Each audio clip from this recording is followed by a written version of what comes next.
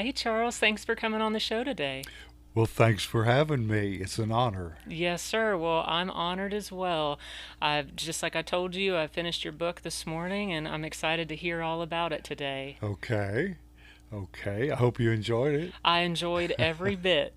Well, and I've been following you on LinkedIn for quite some time, and I saw a post that you'd done a while back about working in the oil field that caught my Hmm. eye. So whenever we got this set up with you coming on the show, I immediately ordered your book because I wanted to make sure that I got a chance to read it before meeting you, Uh-huh. and I just couldn't believe everything that I was reading. There was just so much. There was so much wisdom and the stories, Well, and thank you. I really did enjoy it, sir. Well, thank you. I enjoyed writing it. A lot of it's autobiographical and just my personal life stories. Mm-hmm. And some of them were kind of hard to write, but I I imagine so. really enjoyed writing the book, and I gave honor to my dad and my grandpa, and mentioning them in Yes, there, sir. and I was happy to do that Mm-hmm. to uh, tell people a little bit about them and the influence they had had on my life. Uh-huh. Yeah, that was really special being able to include them and their stories, and I mean, just in so many different perspectives that you'd gain from those relationships, what they taught you, Right. their passing, and some of the things that had Yes. happened along with them, and so being able to tell their story and really share that wisdom. Yes. Yes. They were good men. Good men. Had a lot of influence on me in my life, and Grandpa's gift. I won't tell what it is. They'll have to read the book to find out. But I he gave me a memory that's lasted for a lifetime, and in the darkest times, I could think of it and laugh. It was it was just so out of character for him to do something like that, and so I've had a lot of fun with that. People think it's funny. I really enjoyed everything about your dad and your grandpa and your family, how Hmm. you were able to go to your family reunions and Yes. get to know people maybe that you'd never met, or it's been so many years that Right. all that time had Right. passed, and then you also had traveled to the grave sites of your great Yes, grandfathers. yes, yes. They were difficult to It find, but sounded like it. yeah, yeah, yeah. I was interested in things like that. I think there's a little of us in our ancestors, and I felt like knowing them helped me to know myself a little better. Mm-hmm. Yeah, I appreciated that a lot because it's just a lot to give you, to stop and think about things. And, Yes, of course, that's was the tone of your book and in so many ways, but especially with family history and enjoying day-to-day life and learning lessons and making good decisions. right, right. Yes, ma'am. And that's really been a lot of the lessons that you've shared along the way. And like you'd been telling me before, you just kind of started posting on LinkedIn with some positive thoughts and got some good responses from it. Yes, ma'am. This is where I kind of get into it. I had retired and had a little place up in the country with a little cabin, nice front porch, and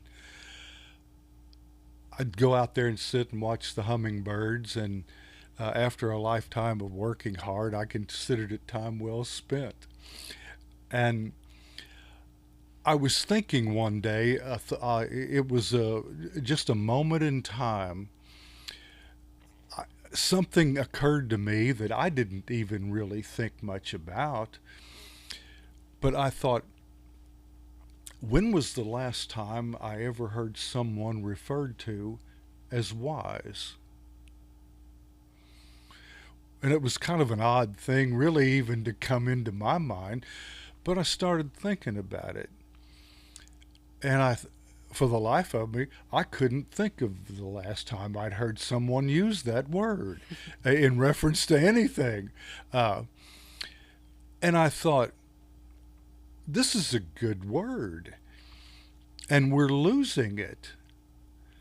And then I thought, wait a minute, we're not just losing the word, we've lost the very concept of wisdom.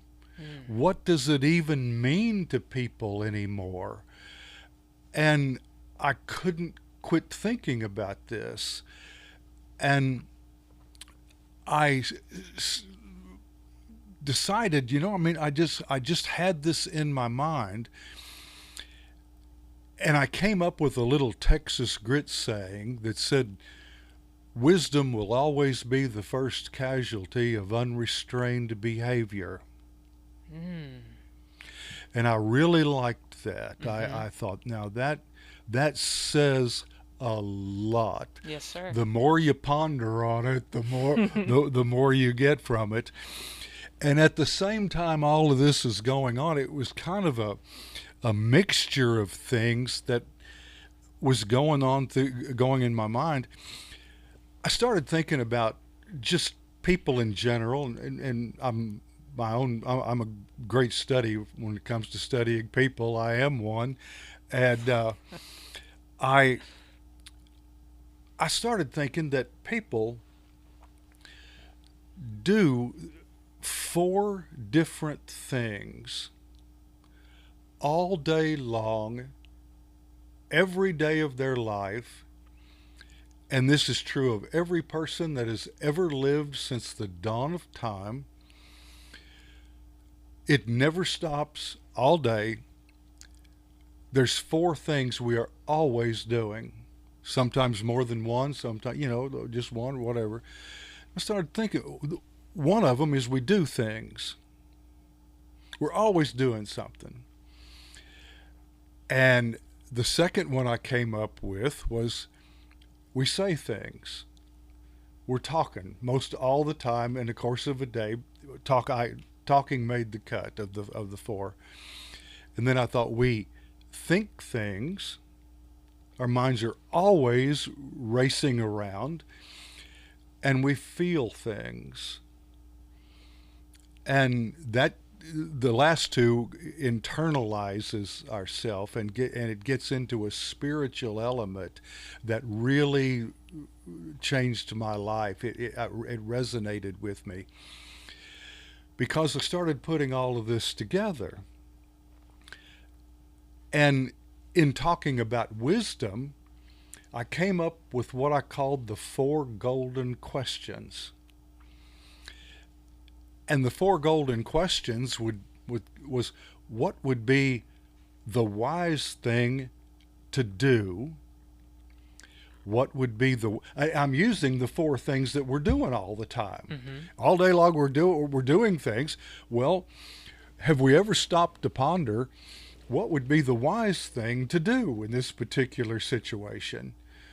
Maybe nothing. Often the wise thing to do is nothing. And then I thought the second golden question will be, what would be the wise thing to say? The tongue is an amazing instrument and is capable. I mean, the Bible speaks a lot about the tongue.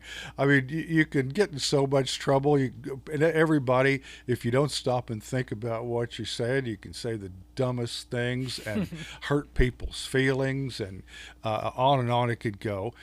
So I thought it's important to add this. What would a wise person say? Before you shoot your mouth off, stop and ponder on it, pilgrim. That's where this all came from. And the third what would a wise person think? And here I realized that you could take control of what's bouncing around in your head. We all have reveries and things that we think about during the day. And sometimes these things are negative. Sometimes our minds become completely preoccupied with things that we can't do anything about, which leads to a lot of misery and grief and discontent. And the fourth one was, what would a wise person feel? What are your emotions? You can control what you think, and you can control what you feel if you just have a little discipline and self-restraint. And all of this just started coming together, and I started writing about it, and on LinkedIn, as you said, and as I started writing about these things, the people were so nice. They were saying really nice things about me and about what I was writing, and I I thought that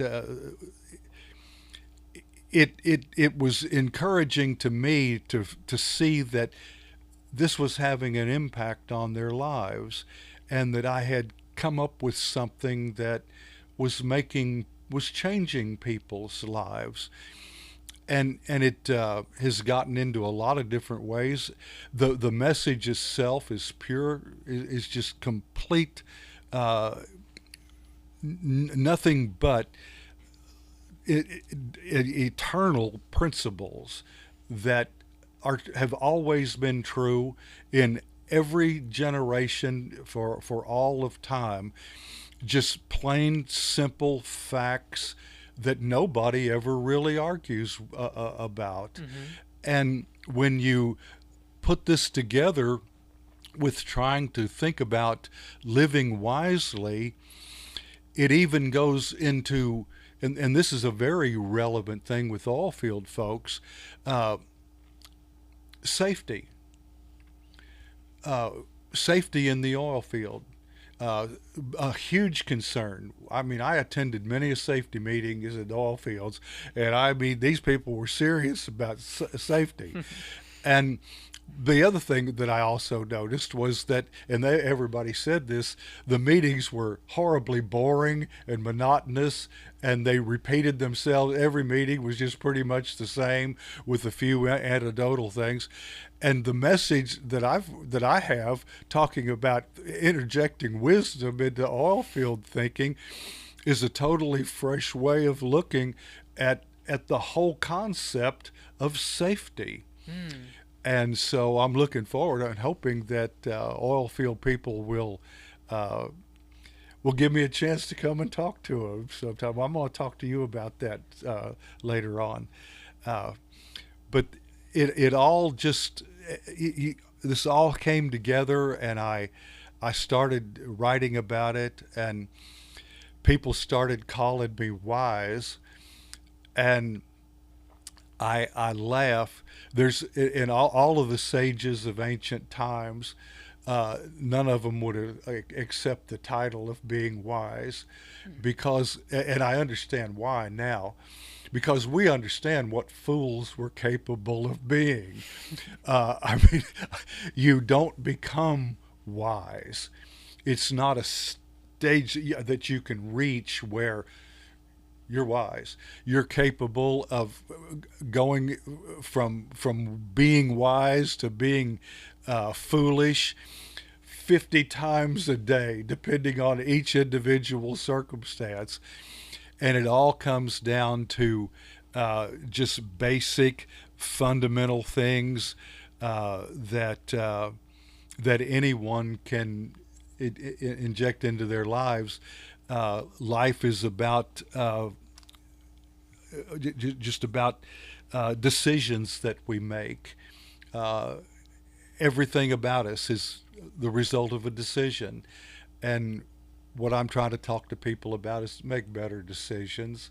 If it's a safety issue in an oil field, or personal things, stop and ponder on it a little bit Mm-hmm. before you uh, do something foolish. That's uh, that's sort of where I'm coming from, and that's Yeah, is absolutely. what brought me to where I am today. And like I said, I'm just having the time of my life. It seems like it. Yeah. And from reading your book, I can see enjoying the simple things, and the wisdom that comes from those types of experiences Yes. can be overlooked in the fast-paced world that we live Yes. in, and being distracted and not being on this type of path. Right. Right. Uh, I've learned a lot from animals. One of my sayings is uh, be as patient as a predator and as alert as prey. Oh, Wow. Yeah. That's a Texas grit saying. Yes, sir. That's a good And one. that is, I'm sitting in the woods, just sitting there. I love to be in the woods. And I'd sit down and been there for maybe an hour or an hour and a half, just being real still and looking around. Wasn't hunting, just I've always felt when I was in a forest or in the woods, I wasn't an intruder. I had a right to be there. I belonged there. I had a right. And so all of the other animals just had to get used to it because I wasn't going to let them keep me away. And I'm sitting there and I'm watching this squirrel down on the ground and he's hopping around looking for acorns. And I caught something out of the corner of my eye and I looked over and there was a bobcat just kind of coming along there. And he saw the squirrel and he still hasn't seen me. If you're still, uh, they don't see you. Their eyes catch movement more Mm. than anything else, or silhouette. But if you're perfectly still, I've had animals just walk right up on me and never realize I was there. So the bobcat's watching the squirrel, and I'm going to cut this short. I'm about to. He's watching it. It's where I got the saying, and he is as is as cautious and and still and as a predator can be, and the squirrel was alert. And he was just every second or two he's up and he's standing on 2 feet and he's looking around, constantly alert for anything that might be able to get him. And so I thought, well, you be as patient as a predator and as alert as the prey. Oh, I love And that. that's where that came from. And And there's a lot of them. oh, though there absolutely are. I mean, you have a whole critter clan over there, and I'm sure it's evolved and expanded just since you've written the book. But Uh, but I appreciate that because you put yourself in that environment to where you're connected, and yes, you can see their nuances and their daily routines, and they do get comfortable with you because they don't see you as a threat. right, right. Uh, One of the things I think that I tell people if who ask and care to listen, reconnect somehow or another. Find a connection with the natural world. Uh, I mean, it can be anything. I like to go walking around in the woods. You might be into astronomy, the stars, gardening. There's a million different ways to put yourself into a simpler time and a simpler way. Mm-hmm. And at my age, I tell people I'm just through with the drama, you know, all all of this stuff that goes along and through life, and I'm looking for simplicity.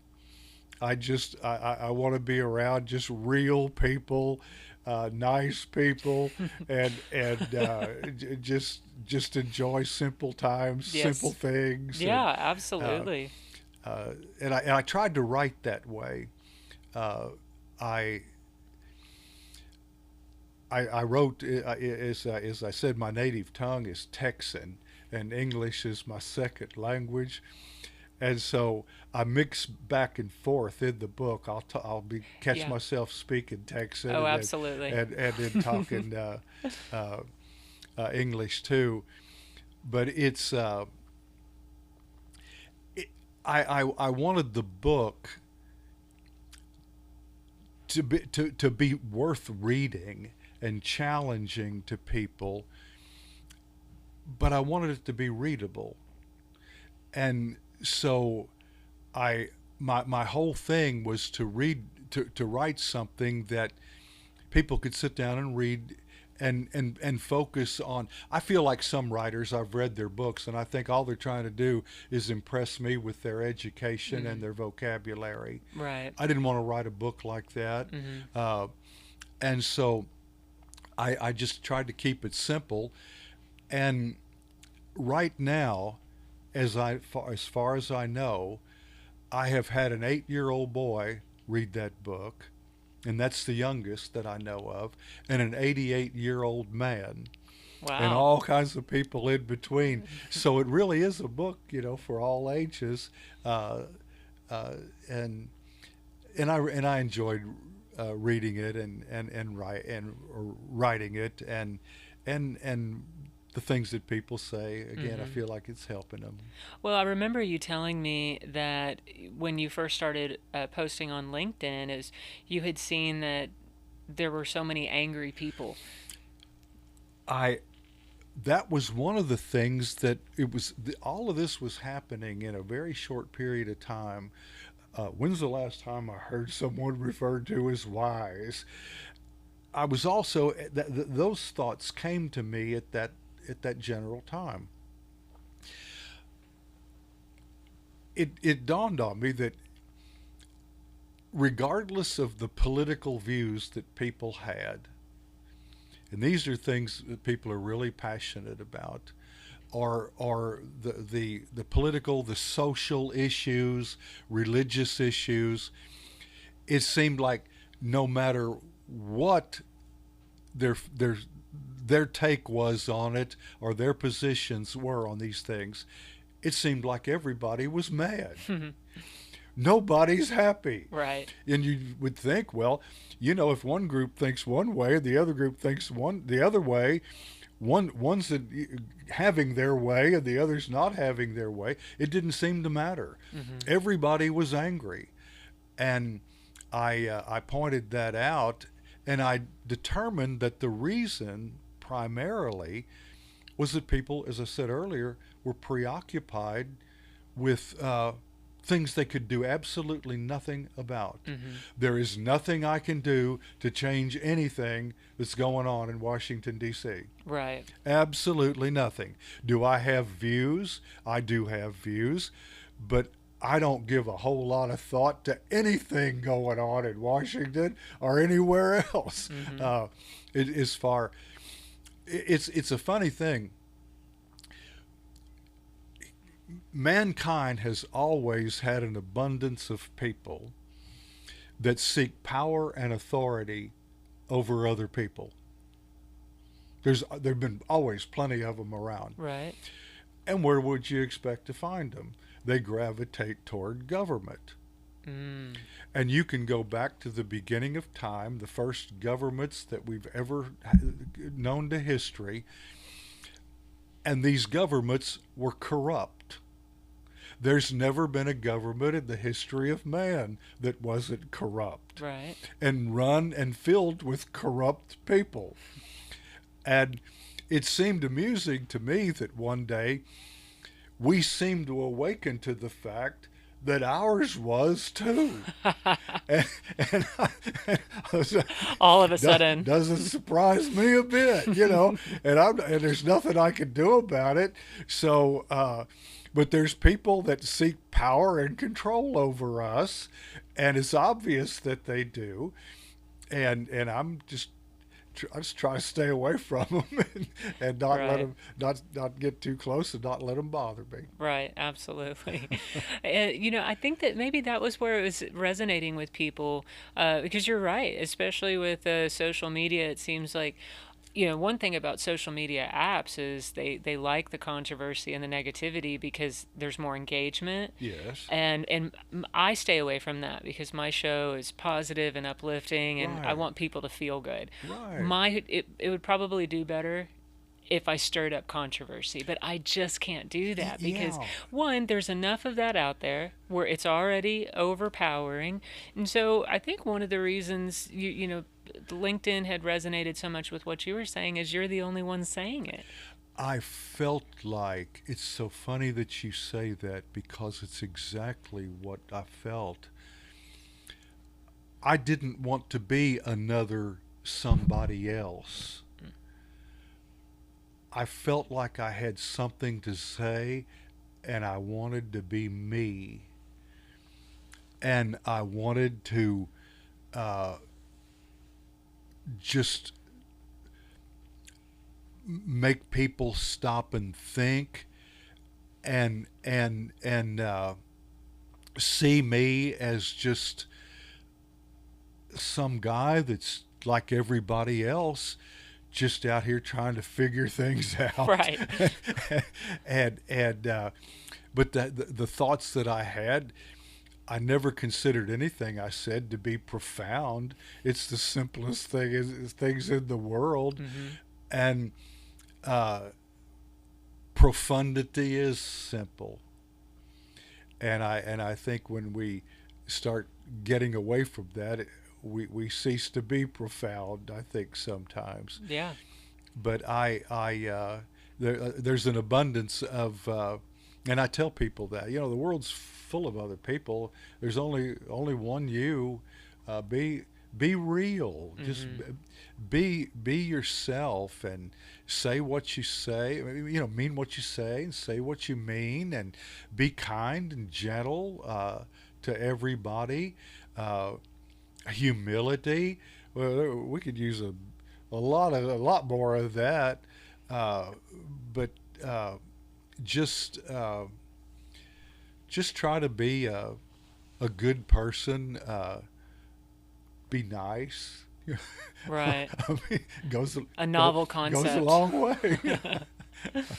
Absolutely. Well, and that was something else I'd read in your book about you had your grandson reading Proverbs, that it was the Proverbs were in the Bible, but they weren't just in the Bible, that a Yes, lot of people had Proverbs, but that Proverbs are simple thoughts. sure. And you included a lot of that in your book with the wisdom of all spectrums, from the Buddha to Emily Dickinson and yourself. And so weaving in your own thoughts and phrases Yeah, and your experiences. wisdom is wherever you find it, and I don't care where I found it. If I, yeah, I like that. Uh, an interesting little footnote of history is uh, Jesus said, "Do unto others as you would have others do unto you." That's one of the rock solid universal principles uh, of man. 500 years before that, Confucius in China said, "Don't do to other people what you wouldn't want them to do unto you." Mm, He said the same thing, just except a little different. in the negative. These I talk about this. Another question I ask when I speak, I ask people is, how many of you have ever just been kind of going along and thinking about doing something or just whatever, and all of a sudden there's just this little voice down inside of you that says, "Don't do that," or that says, "Yeah, you need to do that." I said, "Has that ever happened to anybody?"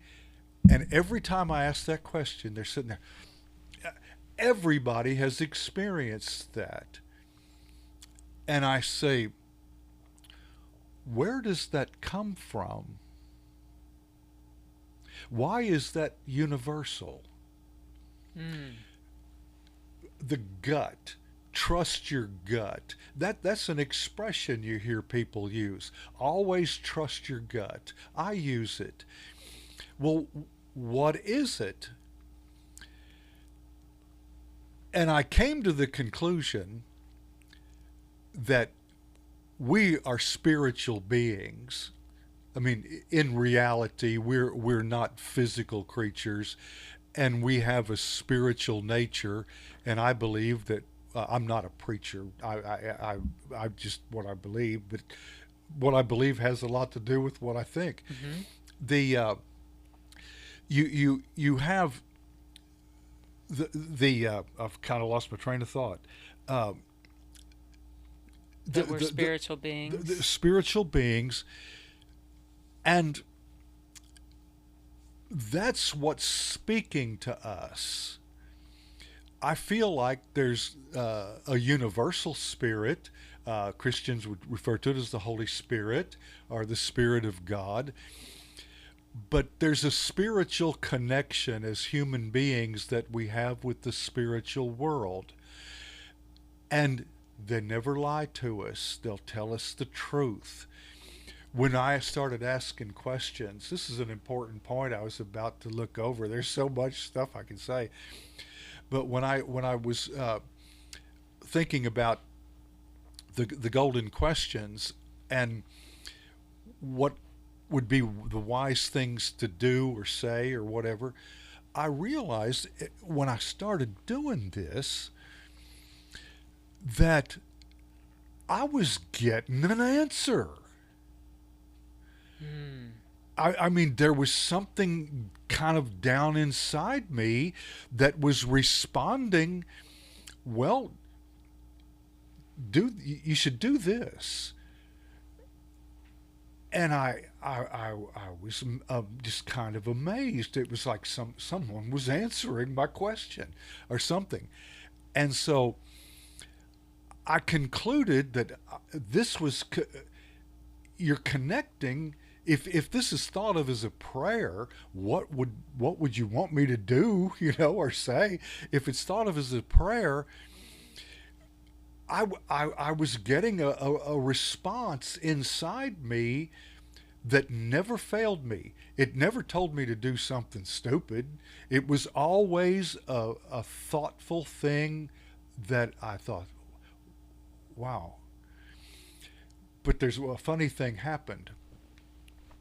It's happened to me since, but the first time it happened, the answer to my "what would a wise person say," I didn't like the answer, which is hilarious when you think about it. What I was getting wasn't what I wanted to say because I was still a little out of control, I guess. I see. but but what happened? I'm kind of like, well, starting to talk back a little bit, and a very abrupt thought just kind of appeared to me. Well, if you're not going to do what I say, well, why are you even bother to ask me? And it all seems so real, and I came to believe that I could tap into the wisdom of the ages if I just opened my mind to it and ask the right question, and I I I believe that. I do believe that. Uh huh. If it, I know it may sound a little hokey to some folks, but uh, I believe it. Well, and I think that a lot of the struggles that people have are we're always looking for external answers, but when you listen to that internal voice, like you said, it's your gut, it's that spiritual connection that's where the answers really are, but you might not like them because you may need to change some things or Yes. face things, and people either aren't ready for that or not willing to accept it. So when you have so many people searching, turning away from that, it creates a lot of havoc and chaos and Yes. needless suffering. You've done it again. You've made me think of something that I say, uh, and it was like I said. There's so many things. People will ask me what they think what I think they ought to do, and I almost always respond with a question. Well, what do you think would be the best thing to do? And they'll start thinking. It's funny to watch them. Uh, but my point is the answers to our questions are in us. The answers to your questions are not in me. Right. No one knows the context more than you do. No one knows more about it. Uh, and so when I ask them, well, what do you think? What I'm telling them is that you have to find that the answer yourself. And I was talking with a very successful businessman one time, and he was telling me about this big old problem that he had with a couple of employees, and the way it was real complicated, and it was down to whether somebody was going to get fired or not. And so he tells me this long story, and I'm sitting there listening to it, and he says, "What do you think I ought to do?" And I said, "I don't know. What do you think you should do?" And he looked at me and he said, "I should have known that's what you would say." And I said, "Well, I mean, what do you think would be the best thing to do? Ponder on it, Pilgrim." And he sat there, and he said, "Well, I've got two choices." And I said, I can see that, yeah. Uh, well, which one are you going to make?" And he said, "Well, I've got two possibly in my mind." And I said, "Well, which one do you like the best?" And he said, "The first one." And I said, "Well, that's what I'd do. I'd do the first one."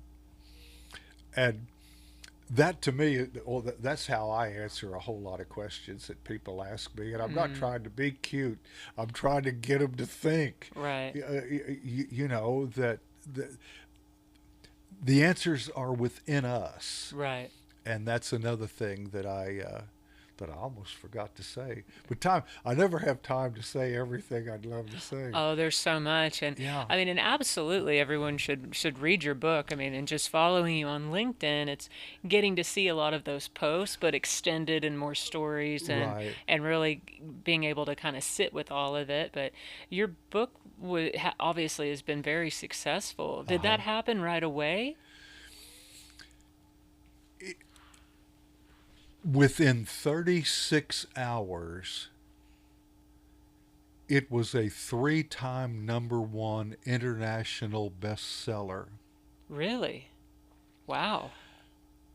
and in about 48 hours, it was a three-time international uh, bestseller. And then over time, it's sold in 27 different countries and all of the continents except Antarctica. And I'm planning a trip to Antarctica sometime soon and take a couple of books with me and try to find somebody down there that'll buy one. Uh, but it was just it was just unbelievable to me what had happened.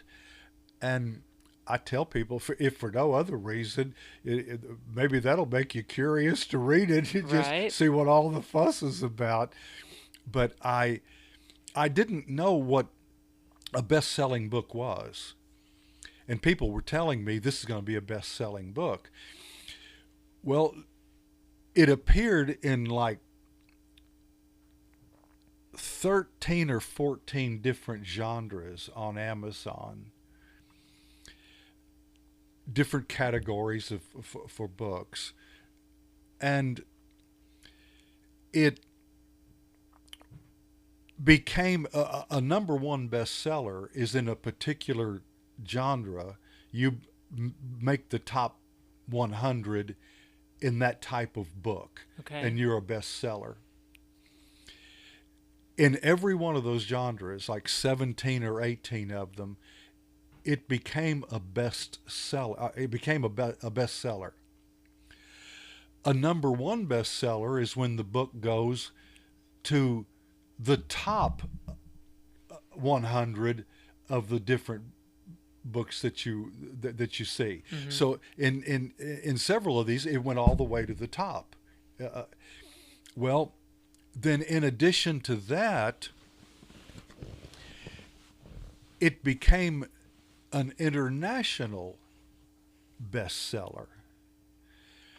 And I'm just listening to hearing this, and I'd never written a book before, and I had done some writing through the years. I love to write, and I'd write about different things, but never had written a book.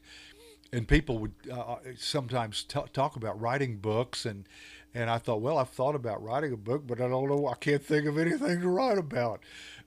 Most of the things that I'd write about, I don't think anybody would be interested in.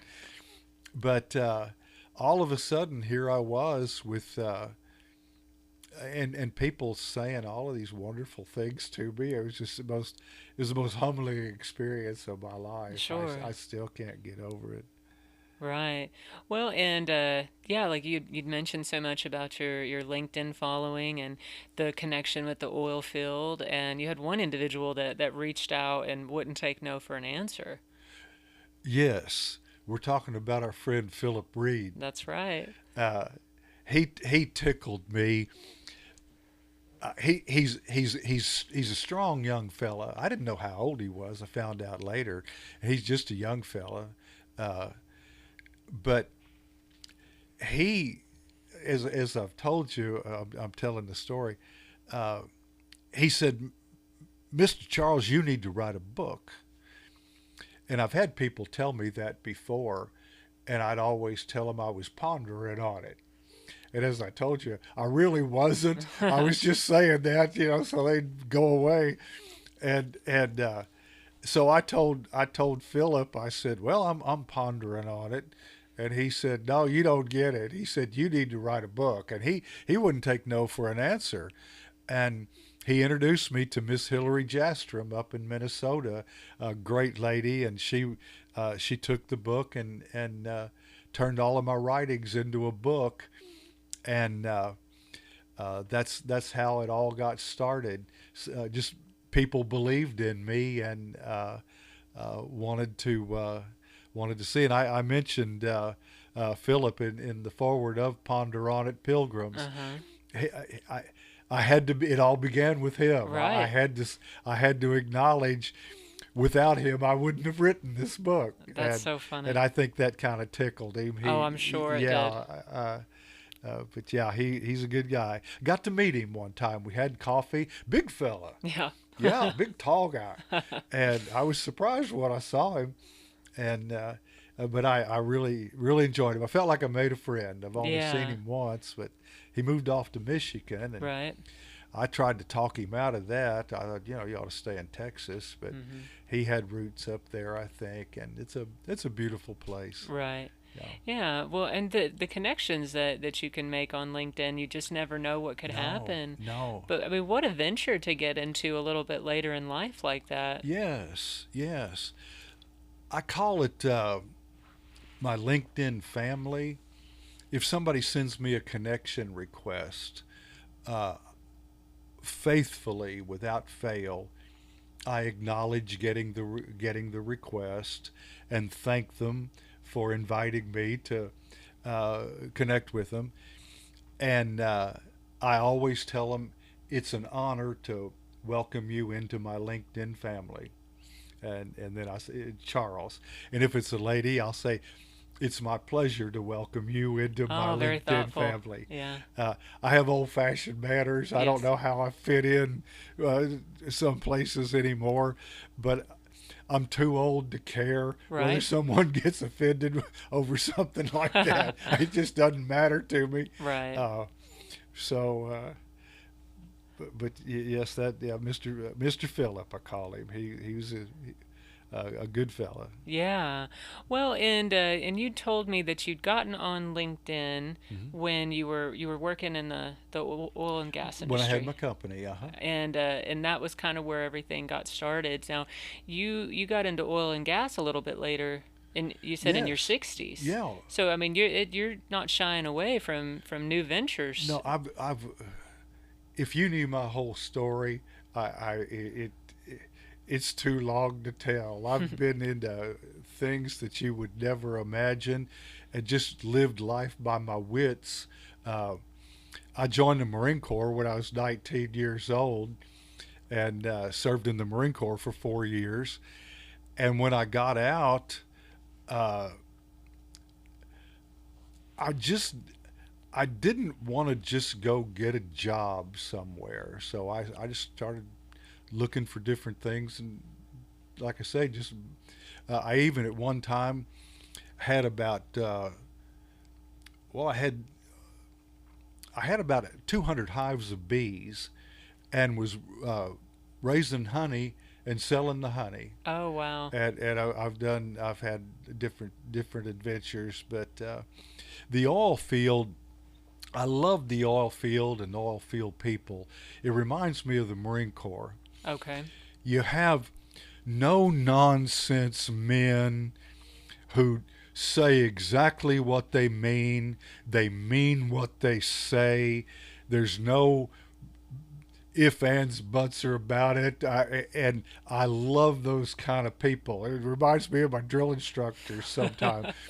I tell a story of one of them that came to visit with me and inspect my work. And he was an old goat like I was, and I think he had a few years on me actually. But we were friends. We'd meet in the morning and have coffee together. But when it was time to get to work, this guy was all business, and he came out to inspect my work. And I'm walking him around. He drove up in his pickup truck, and he got out and he walked over there.